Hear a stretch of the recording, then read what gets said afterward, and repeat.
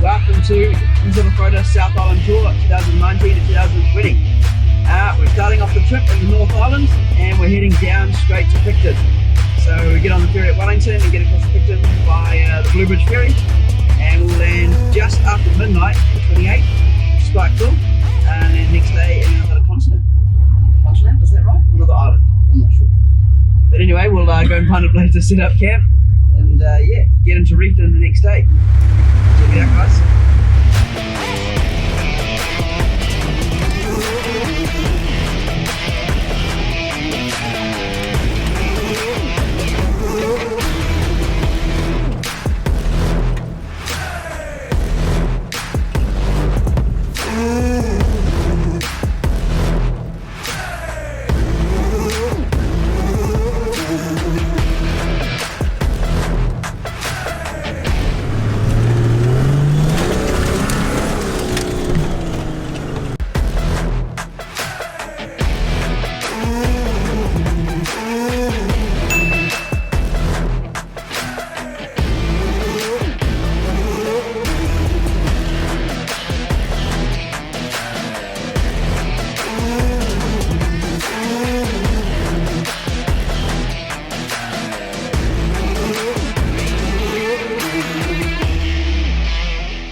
So, the first day was at Big River Mine.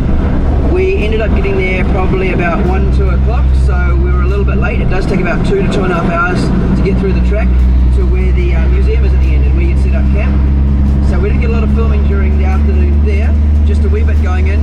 Most of us are on the way out. On the way out we saw some of the old mine shafts with this quartz water in. That was pretty impressive, completely pure, clean drinking water that runs through the rocks. At the campsite is amazing though. When we got there in the evening, it was probably about 5 or 6 o'clock. We went up and saw the museum. We saw a local guy there as well. He was camping out in his Range Rover. That was pretty cool. An immaculate vehicle that was.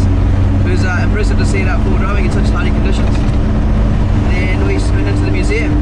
Now for this video that you're watching, you can see all the old machinery they used to use. Now I'm not sure exactly what each part does, but basically the two big drums behind all the rest of the machinery, as you can see in the far back, where the wire connected to them. It basically ran up the hill to a huge pulley system, I believe, that went down into the mine shaft, as it was a direct downwards mine shaft rather than in the hill. So that was pretty cool to see. I've been there once before, actually twice before, but I really wanted to take these guys and show them because it's a perfect way to start the journey. Nothing too serious, but it sort of gets you the understanding of what the South Island is going to offer. This is our first GoPro video. It's the 12th, about 12 past 12 on the 29th of December. Okay, so first number one in what is it, Big River Mine Track. So we're going to follow the guys.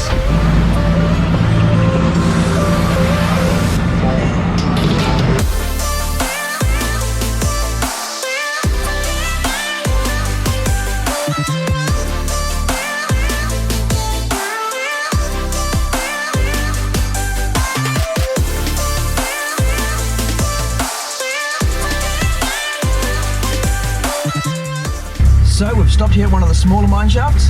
It's actually collapsed over the years. You can still get in there and check out something pretty amazing. The quartz water that's in there from naturally running through the rocks, it's completely pure water. This is what all the bottling companies want to be able to get their hands on and things like that. This is pure, clean, crisp water. We're just going to go and have a look just now and I'll show you what it looks like. You can see some of the old mine shaft where the arches used to be that supported the rock and whatnot. It's all collapsed, but you can see a short way down and see how clear the water is. It's not even blue or anything like that. It's completely clear, crisp. It's beautiful to be able to see something like that in New Zealand. So here's the track. There you go down to the main run. That's one of the smaller mines off the side. It's quite cool in here. As we can see, Kira's got scared already and running away. Oh, to the ceiling.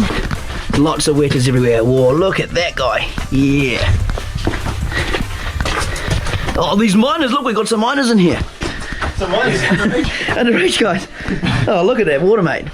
Pure crisp. Ooh, let's go have a look at this mine shaft. So the old mine shaft, you can see, it's obviously collapsed over the years. It's pretty amazing what they managed to build. Pure, clean water. This side's even more so. You can see it dripping off the rocks. It's completely naturally filling up.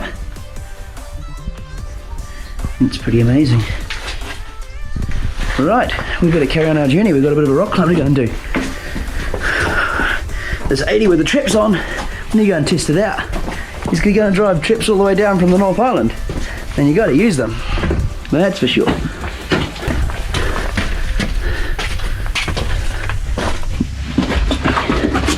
This is really cool. Just amazing to go and explore places like this, and it's cool that people can still get access to it.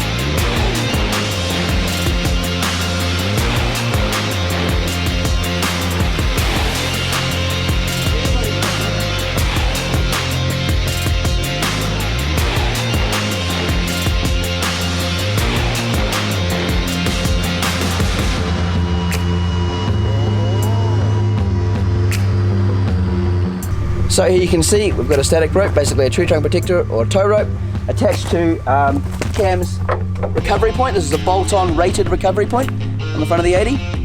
Rated tow rope, tree trunk protector, same thing.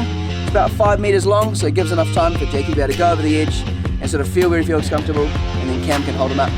The trips are a very good tyre for those conditions, the rocky terrain, nice and sticky and whatnot. And then he's got also upgraded brakes, which will help massively as well. So I don't see any situation where the 80 wouldn't be able to handle this sort of thing. Yeah, consider it perfect conditions for it, really. We're good. Let's carry on.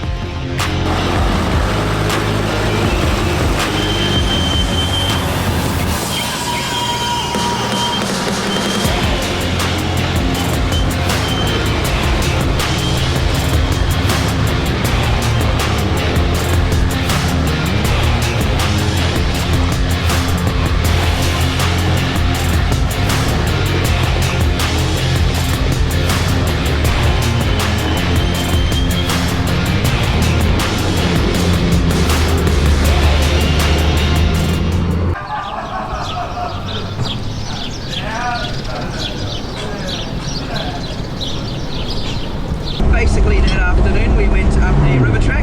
Now I'll get the exact name of that river track. I can't remember off the top of my head now. We drove up the river, which probably took just under an hour, depending on sort of what pace you're going and how high the river is. At this point in time, Jackie's snorkel wasn't hooked up, unfortunately, so we had to take our time, and myself and Cam checking the deep conditions to make sure it wasn't going to dip under too far. He's on 35, so it wasn't too bad, but I definitely wouldn't recommend anything less than a 31. And if you were going to be at 31, I think you definitely want to snorkel. Some of the parts do get a little bit deep. Even myself on 33 saw the top of our tyres in our water at some stages. What an amazing place. So that's just outside of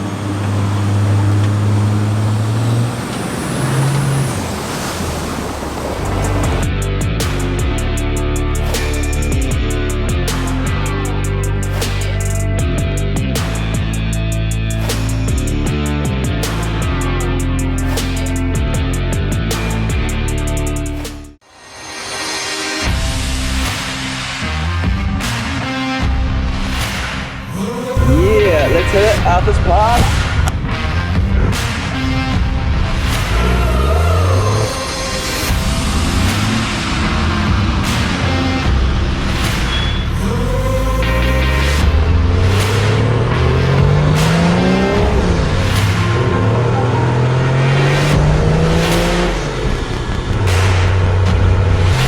So after the Waipuna Caves track, we head down south towards Greymouth. Just before Greymouth, we turned off up into Arthur's Pass. Now, a lot of people have probably heard of Arthur's Pass before. It's definitely beautiful scenery, quite steep terrain, and huge hills. Definitely, if you got a vehicle that tends to get a little bit hot on heavy hills or steep hills, definitely watch out. The couple of kettles we had in the convoy, we're definitely watching temps. Good old Land Cruiser, just cruise on up there. I'm not sure what's going on there. So we came down and through Arthur's Pass Township, and we thought, well, we're getting later on in the evening now, we want to find somewhere to camp. That was easier said than done. The big girl decided to blow a red panhard rod out. Lucky a couple of locals spotted me with a little diff hanging out one side and helped us fix it up. Lake Linden is where we camped that night. Absolutely amazing spot. With the fog settling low on the water, it made for picturesque scenery. And as you can see, the Darche gear with the campfire light, absolutely amazing.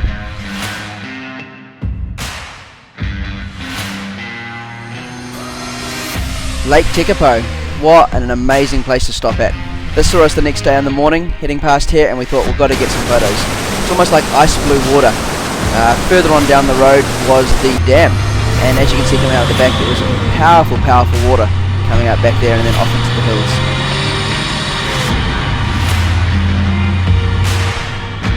New Year's Day 2020. Well, the Nevis Track.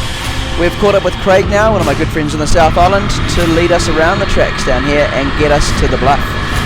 We didn't just want to head directly there, we wanted to experience everything in between, so he set up a few tracks to explore this. Now, some of you may have heard of the Nevis Track, and also recently it actually got quite badly washed out.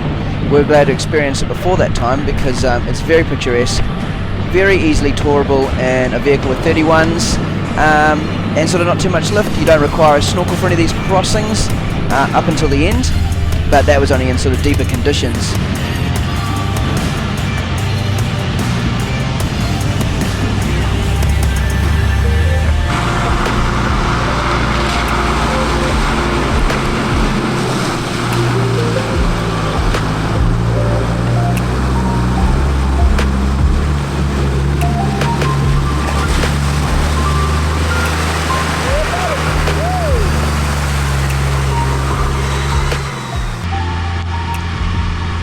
So they saw us leaving the Nevis. The weather was getting a bit hairy by this point. The rain was coming down. We decided, well, later in the afternoon we want to find somewhere to camp. We headed towards the Garson Township, had a little regroup, and then Craig knew of a hut up in the hills where we could go and possibly camp for the night. Really cool, this track.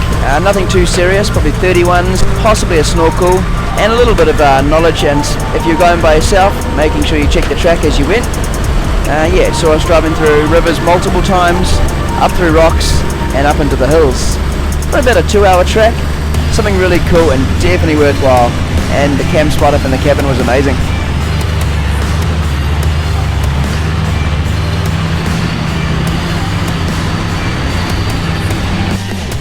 The drone shots here give an indication of sort of what the terrain was like and the scenery.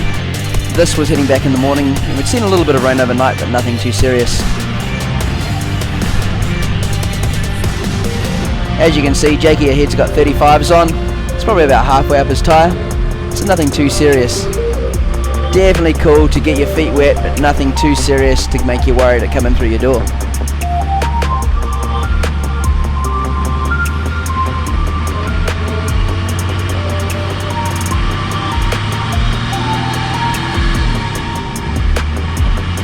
Now, with these river tracks, we found an occurring theme. Big Cam, Mr. Darche as we called him, his big trips decided to take on every river crossing he could find. And not just the slimmer river crossings, the deepest holes.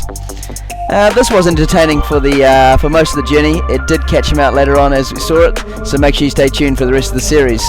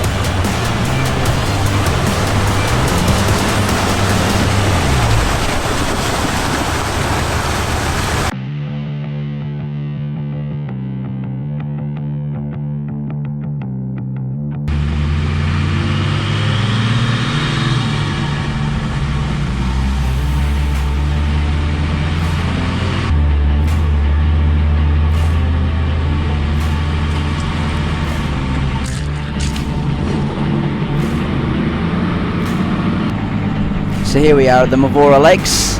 This is about 2 hours from Queenstown.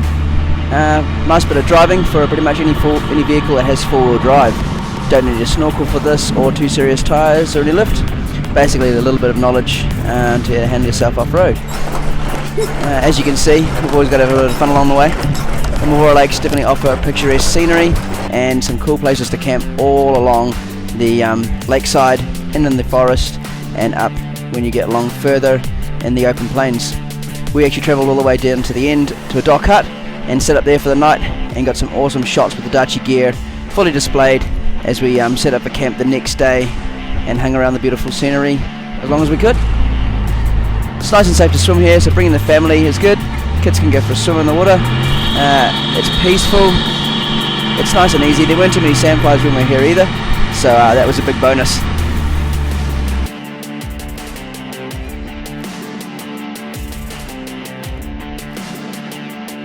The Mavora Lakes is definitely somewhere you want to visit if you're in the Queenstown area in the South Island. I know I'll definitely be going back. There isn't much more I've ever seen in one area to be able to offer, with perfect camping, scenery and even a lake next to you to have a nice swim. Darche gear is absolutely mint down there. I couldn't have had a comfier sleep and a better place to set camp. Well guys, make sure you subscribe and follow the rest of the series. This first video is only the many of to come.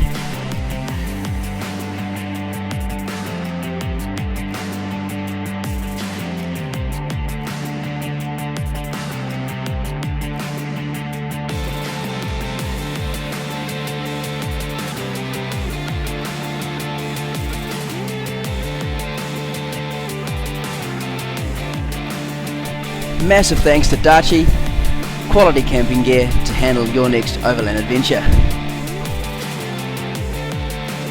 Every off-road track and adventure requires quality vehicle protection and recovery gear. Thanks to our mates at Rockarmor, they had us covered. Cheers boys, see you in the next one.